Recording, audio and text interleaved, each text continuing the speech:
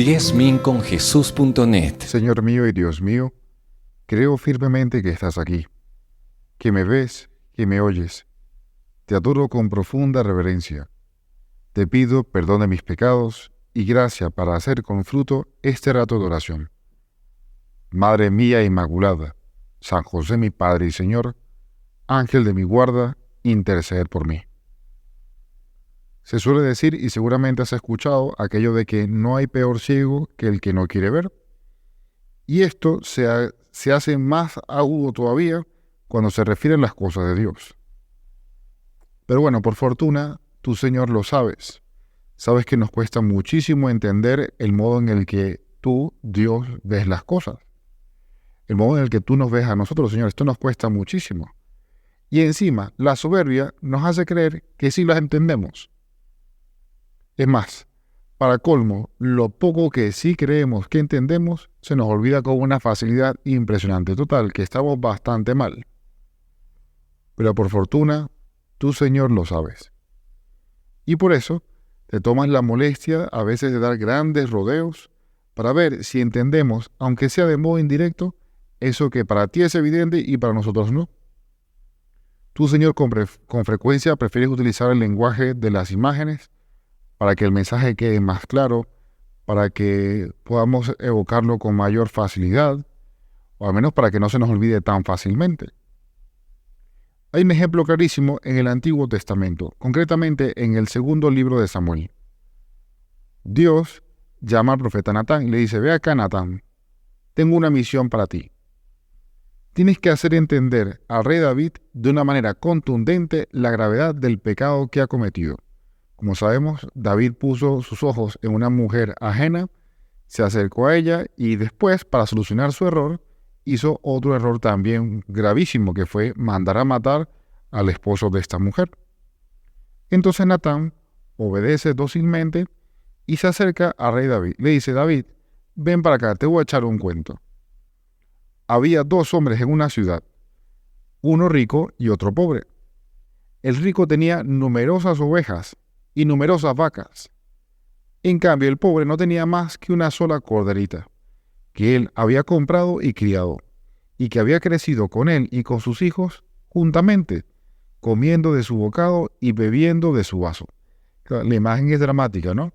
Por un lado, abundancia, y por otra, pues la pobreza y el cariño aún así a esa corderita, que es lo único que tenía. Y continúa Natán. Y la tenía como una hija. Pero vino una visita al hombre rico. Y imagínate el capricho, no quiso tomar de sus ovejas, que dice el profeta Natán tenía muchísimas, vacas también tenía, y no quiso tomar de sus ovejas y de sus vacas para guisar al caminante que había venido a él. Sino que, vaya tú, se antojó y tomó la oveja de aquel pobre hombre, esta oveja que había criado, que la consideraba como su hija, y la preparó, o sea, la mató y la preparó para aquel visitante que había venido a verlo. Claro, la imagen que presenta el profeta Natán es tan clara, y seguramente la contó tan bien, que David se fue metiendo poco a poco en la historia hasta el punto de que se indignó ante esta injusticia. Dice la historia que el rey David se encendió en furor de gran manera contra aquel hombre. Había captado inmediatamente esa iniquidad de aquel hombre, la injusticia que había cometido. Y el profeta David, indignadísimo, le dice a Natán: vive Dios, que el que tal hizo es digno de muerte, y debe pagar la cordera con 4 tantos, porque hizo tal cosa y no tuvo misericordia. Y por supuesto que la indignación de David es tan mucho más que justificada, muy justificada. Pero de lo que no se dio cuenta tan rápido el rey David fue de que el disparo le pasó muy cerca. Y creo yo que le habrá caído como un baño de agua fría cuando Natán, el profeta, le espetó en la cara: tú eres aquel hombre. Y solo entonces David se dio cuenta de que aquella imagen le calzaba perfectamente a él. Había sido muy ligero en acusar a los demás y resulta que esa imagen era hecha a la medida para él. Y que, bueno, irónicamente estaba acusando a otro de su mismo pecado. Yo supongo que eso es lo mismo que tú te propones, Jesús, en el Evangelio de hoy. Bueno, porque es una parábola como tantas otras, Es una imagen que ya no sabemos de memoria de tanto que la hemos escuchado. De hecho, con solo oír el inicio ya sabemos lo que sigue. Es el famoso salió el sembrador a sembrar. Esta es la parábola del sembrador. Claro, para quien la oye por primera vez, como los discípulos, seguro hay un gran desconcierto. ¿Qué significa esta imagen? ¿A cuento de qué nos dices esto, Señor? Tus discípulos estaban tan descolocados esa primera vez que, te preguntaron el sentido de esta parábola, cuando estaban ya en mayor confianza. Y tú, Jesús, inmediatamente les explicas lo que significa cada situación, lo que significa la semilla que cae entre espinos, la que cae al borde del camino, la de la piedra, la de la tierra buena.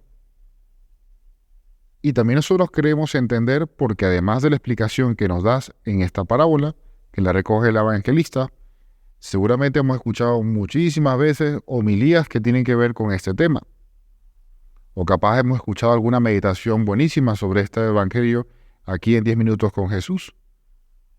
Pero bueno, la moraleja parece que es evidente, ¿no? Diferentes personas reciben de modo diverso el mensaje del evangelio y dan distinto fruto. Y la cosecha, dice el evangelio, fue del 30 o del 60 o del 100 por uno. Distintas personas reciben de distinto modo y dan distinto fruto. La palabra de Dios, que es la semilla, eso ya lo sabemos, tiene fuerza, una fuerza impresionante, es eficaz. Pero también aquí entra en juego la libertad de cada uno, la libertad con que cada quien recibe esa semilla y la hace propia. Y eso es lo que potencia o lo que limita también su fruto en cada alma. Ok, muy bien, esto ya lo sabíamos, nos parece evidente, pero tal vez estamos como el rey David. Nos presentan esta imagen, nos parece evidente lo que significa, pero nos hace falta un profeta Natán que nos diga, oye, que el del 30% eres tú. Sí, tú, que te indignas de que los demás no sean tan buenos o tan piadosos, y por eso te parece que los del 30% son otros. Tú, de que te indignas de que los que se dicen ser católicos, ya sean laicos de tu parroquia, ya sean familiares tuyos, ya sean sacerdotes, ya sean obispos, te indignas de que no sean tan coherentes como deberían ser. Tú que en lugar de pedir a Dios para que los demás den cada vez más fruto, te dejas llevar por la vanidad y por la soberbia y te conformas pensando, bueno, menos mal que yo no soy tan malo como aquel otro que es flojo, que es chismoso, que es lujurioso, que es envidioso. Al menos yo me sé comportar en la iglesia, sé cómo responder en la misa, o llevo una vida que me parece a mí que es más coherente con la fe que los demás. Al menos yo doy un poco más de fruto que esa otra persona. Y como te decía, nos viene muy bien que aprovechando este evangelio, nos venga un profeta Natán y nos haga caer en cuenta. Oye, ¿no te das cuenta de que el del 30% eres tú? Deja de lado la crítica, la comparación, los juicios. Mira, que está igualito que el rey David. Preocúpate tú de mejorar tu porcentaje de fruto cara a Dios. Porque es muy fácil quejarse, por ejemplo, de lo mal que está el mundo. Da muy poco fruto para Dios. Es muy fácil quejarse de las fragilidades o de los errores de personas concretas dentro de la iglesia. Qué mal está mi iglesia, qué mal está mi parroquia. Pero el profeta Natán, para nosotros puede ser San José María, que nos recuerda en camino que estas crisis mundiales son crisis de santos. Queremos recristianizar nuestras familias, nuestra sociedad, nuestro lugar de trabajo. Queremos que la palabra de Dios llegue a más personas y que rinda más fruto.